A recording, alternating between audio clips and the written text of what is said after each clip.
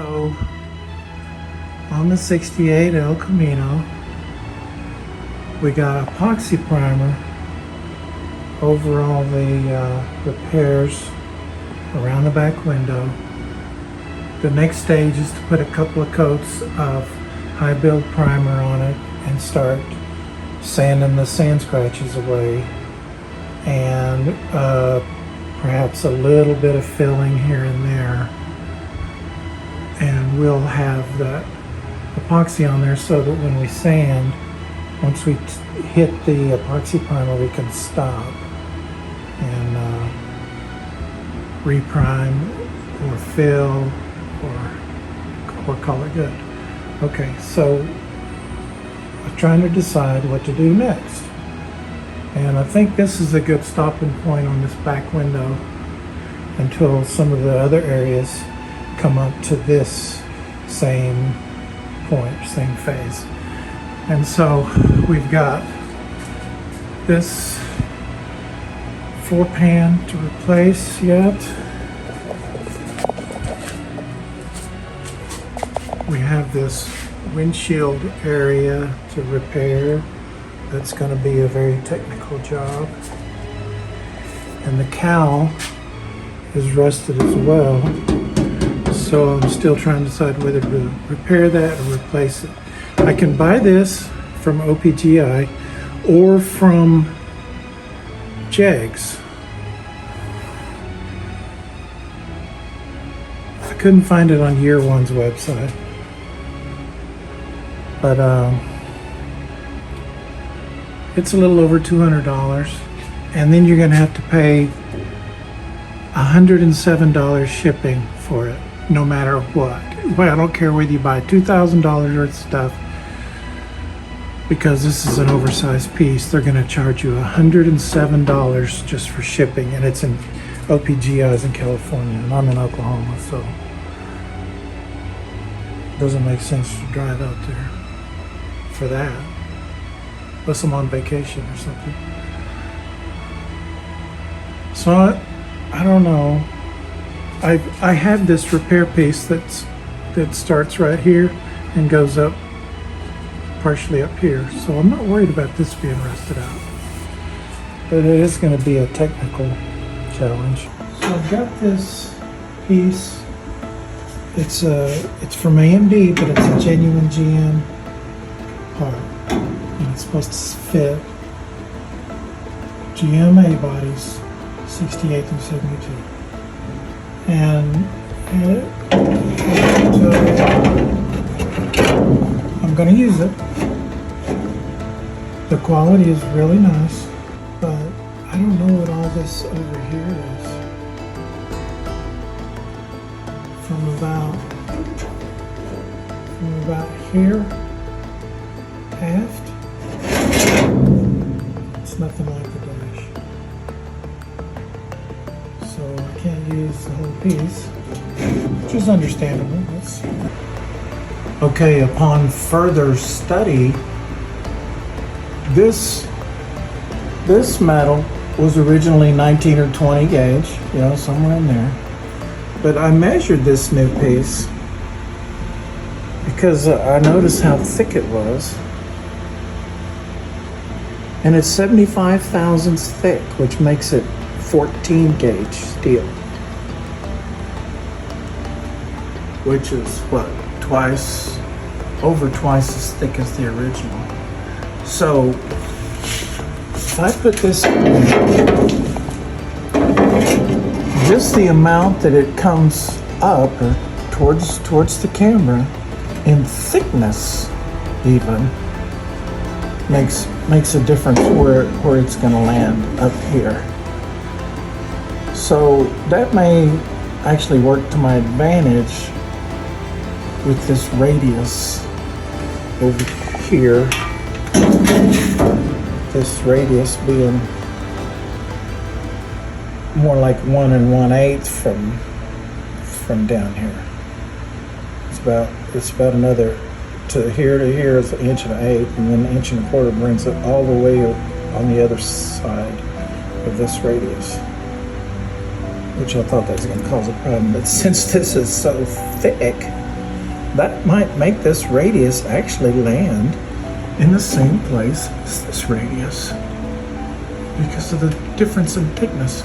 So I think what I'm going to do is I'm going to cut out at least enough of this, maybe not the final cut, but somewhere up in here. Remove this piece so I've got room to work, and try to fit this as if I wasn't going to replace this. Get it fitting up real nice, and then see what it takes to remove this and get the new one in its exact same spot. Because once I get this fitting properly, I can draw lines or put clecos in it or whatever I have to do to make it stay put exactly where it's going to go. And then I just have to make the new cowl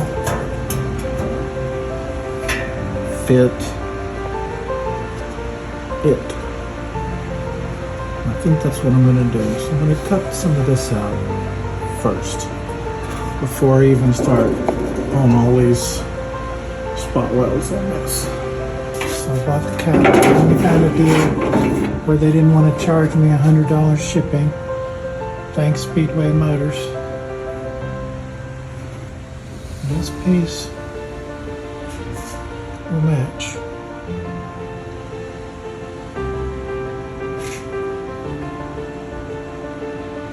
Of course, what I'm worried about though is when I cut that lower windshield part of the dash off and then remove the cowl, I've lost all my points of reference. They're just hanging out there in space. So what came first, the chicken or the egg? Could be the difference is because it's an El Camino slash station wagon instead of a true A body. Okay, I've got a line drawn where I want to cut. I'm going to try to leave the line. In other words, I'm going to cut to the right or below and leave that line for now. But another problem occurred to me is once I make a cut this long, how do I know where this is going to go? It could come up, it could go down. I need a way to make sure that it doesn't move, or a way to check it, to put it back where it's supposed to be. I guess as long as this is intact, before I start chiseling on this or anything, if this stays where it's supposed to, once this is cut, then I'm in good shape. But that's a long piece of free floating sheet metal. Maybe these defroster vents will help keep it from moving, but as long as this is still in there, I can check it. So if it does move, I'm going to have to come up with a fixture or something, or some kind of measuring fixture at least that bridges across here that tells me how high this should be, or maybe a measurement from down in here up to here. If it's consistent, I could go along and mark the height that it's supposed to be, or something like that. But it's something I got to be aware of when I cut that.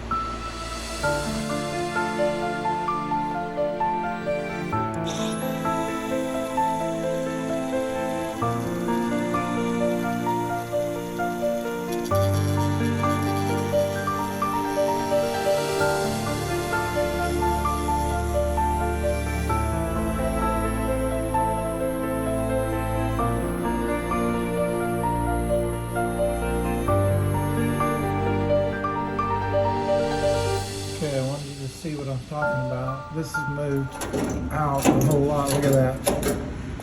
Quarter, 5/16 of an inch. But I'm going to go ahead and cut it, and we'll see what it does when it cools off. Maybe it'll go back where it's supposed to, maybe not. We'll see. But I have this as a reference for now, so I'm not gonna panic yet. Okay, I just finished cutting this, and up here where I started, it's cooled off, and it's almost back to where it's supposed to be. It's sticking up about a 16th. You probably can't see it, but I can feel it. It's about a 16th right there. And you come down here, and it's perfectly even right there. Even. 16th of an inch low right in here.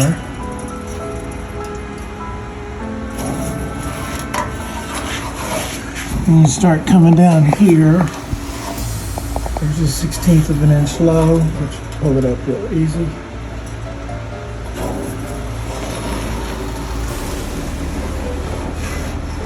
Even. Now down in here, still cooling off. 16th of an inch high. This is high, which is what it's doing when it's hot. Is this was coming this way. So by the time this cools off, this area will probably be good. So that's just what I'm dealing with. It's pretty even.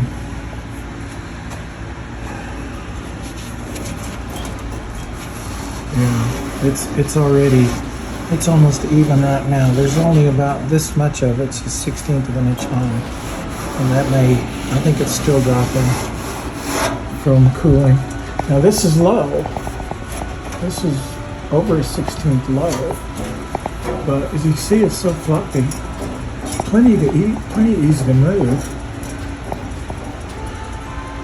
But I'm getting ready to lose this reference, so what I could do is just cut out chunks every so many inches so that I can get a ruler in there and take measurements with it lined up with what I leave. I think that's what I'm going to do. I'm just going to take out I'm going to use some strategery and cut out some chunks in order to get a ruler down in there. This one I could get a ruler in there right now. Okay, so I cut a chunk out of this area because I started here because this area is even, and this area is even. Okay, so even though this is super flimsy and springy right now, so the only way I could come up and measure this without moving it every time I touch it, I get from the top of this, okay, down to dial caliper set to 200 thousandths, because every time I touch this it moves, so I had to just kind of trial and error it. So on top of here, I gotta look at what I'm doing, sorry. Top of here to the top of that lip, which is part of the cowl. The top of that lip up in there is 200 thousandths where it fits really good right here. So hopefully it'll be the same in the other areas. So I'll just go and cut notches out only where it meets as nicely as it does here and measure those, and hopefully they're all also 200 thousandths. We'll see. Okay, I guess I'm gonna have to come up with a different plan, because this area here, at least on both sides of my little cut, see, all this is close, but it's not perfect. The only place it's perfect is right here, and both sides of this right here, because it's just so flimsy. So when I cut this chunk out, look what I had to measure off of.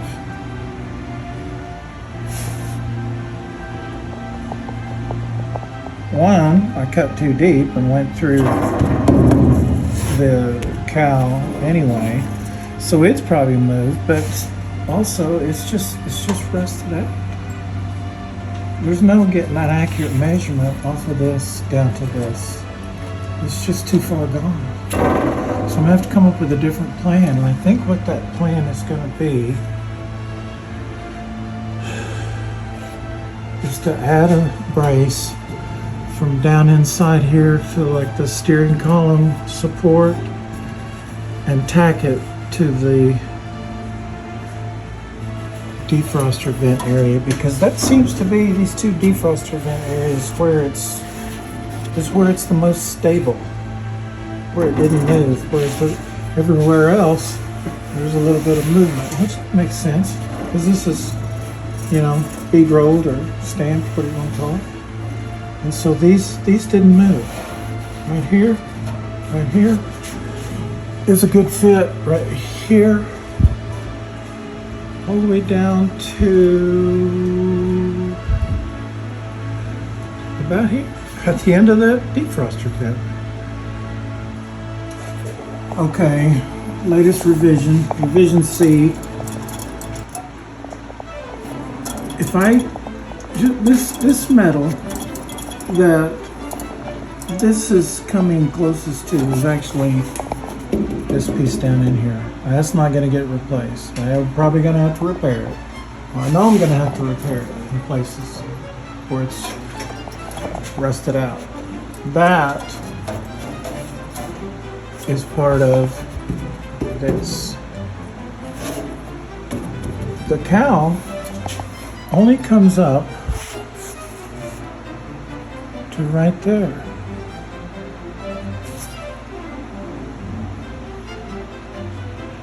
So, in other words, I can leave this intact for quite a while through the process, even though I've got to repair it in places. But that means that I can just take a measurement between this and this edge of this panel and write them down on here and use that as my reference. Then I can cut this piece out willy-nilly. Okay, maybe not willy-nilly, but I can cut it out without any repercussions. And then that brings me to this piece, which we're going to treat completely separate. We'll have to make sure we locate the new one properly. But yeah, that does set my mind at ease for this piece, because I've got a way of locating this now precisely. Okay, so here we are underneath the dash, and you can see how springy this is. So what I did is that I went in and I measured. I just decided to use Allen wrenches,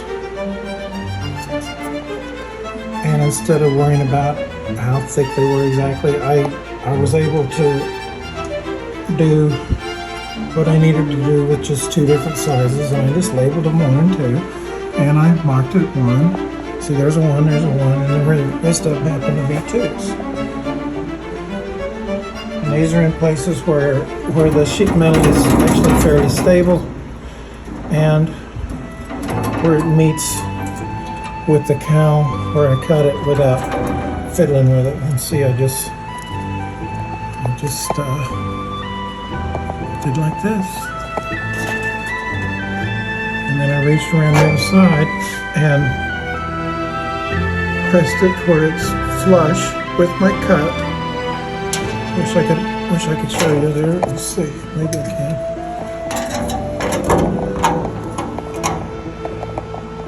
So the Allen wrench in there, and then I pressed on this till it was flush.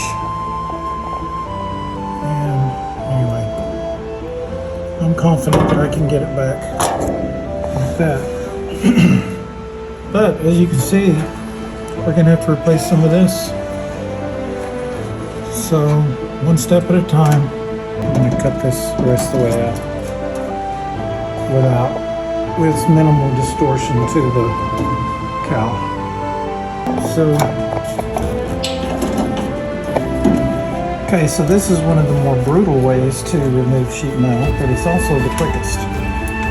Whether it's the most efficient, that's debatable, but I ground my spot welds with the grinder this time. I haven't used my spot weld cutter yet, I'm sure I will.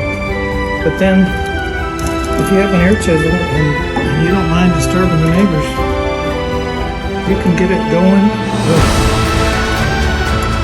a couple of spot welds removed. Get you some channel locks, just start rolling. And some of it will tear, some of it will have to cut the chisel.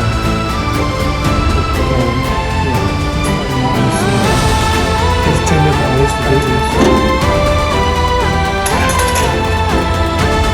Part of it, I just want to do one of the bottom are all there, and this is going to come out as well. I could just start removing this and just leave this on it. I could do that.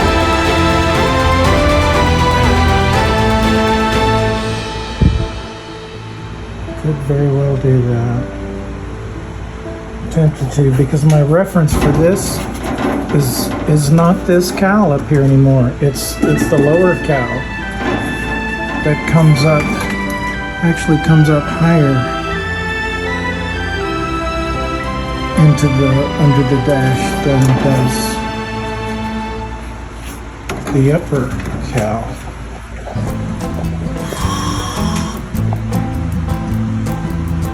I think it's a little bit more risky. I have to put some thought into that. A little bit of mangling going on here. Okay, more than a little. This is getting interesting. I'm doing so much damage to this, even though it's rusted out, that I think my little Allen wrench measurements probably ain't gonna mean anything. I'm just gonna have to try and get it all as straight as I can. Okay, the hits just keep on coming. I got to noticing that there's so much of this that I'm going to have to replace. I'm still thinking about just making a whole piece. In which case, if I do, I'm going to need a bead roller. And then I got to noticing that there's only about 3 inches of weld right here holding the top of this stash. And if I cut it, I can do that with it. Both ends and have all this room to work. So I did before I did all that, I took a measurement from that brace down there. I'm supposed to say dash H, dash for height. I did it with my left hand. Up to this mark, 10 3/16. I did the same thing over there, except on the steering column mount up to the defroster bit, and it was 7 and something. So I've got that height recorded that I can, when I go back down here, right now I've got a match where I cut it. And I went in and put match marks over there, as you can see. So I should put a match mark on this one. A nice long one that extends past where I'll be welding and stuff, grinding, etc. But yeah, that's gonna make that area there easier. And I haven't distorted this, I haven't bent it. So it's gonna work out. But this is all part of the lower cowl area down here. So I've got to get it up to snuff, and then you see this big rusted out spot. I got to make this piece. Got to make a new piece to go in there. and it's mostly flat. But see, up near the dash, it's got this interesting little bead roll in it, step, that I'm gonna have to duplicate all along there. And then plus, I didn't even realize I was doing it. I thought everything was hunky-dory, and I'm sitting here cutting this part, which is part of the lower cowl as well. So I might as well just cut this down in here somewhere and try to make a new one. It's not something that's going to show, but it needs to fit properly because everything else sandwiches on top of it. So I got to be careful. I think once I put this piece in, or place it even, offer it up, as the British would say, it's going to tell me what I need to do. Oh boy, this is not for amateurs, but I'll get there eventually. You know, there's good and there's good enough. We'll see how this turns out. This is going to be many hours. Thanks for watching.